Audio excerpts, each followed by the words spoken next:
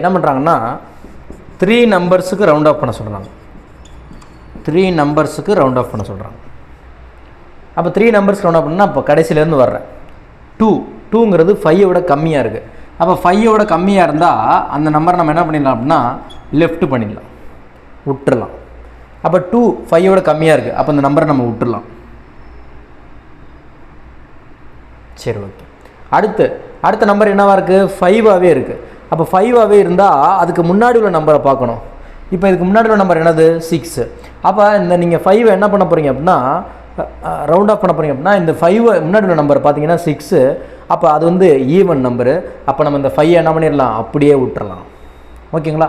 ஒருவேளை இதுக்கு முன்னாடி உள்ள நம்பர் ஆட் நம்பர் இருந்துச்சுன்னா நம்ம என்ன மாற்றிக்கணும், 1 அதிகரித்து ஈவன் நம்பரை மாற்றணும்.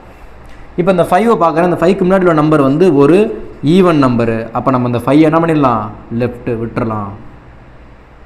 சரி, இப்போ 6ங்கிறது 5ஐ விட அதிகமாக இருக்குது. அப்போ 5 விட அதிகமாக இருந்துச்சுன்னா இன்க்ரீஸ் எவ்வளவு? 1. அப்போ 6ங்கிறது 5ஐ விட அதிகமாக இருக்குது. அப்போ நான் இந்த 6ஐ அழிச்சிட்டு இதை என்ன மாற்ற போகிறேன்? 7ஆக மாற்ற போகிறேன். இப்போது 3 நம்பர்ஸில் தான்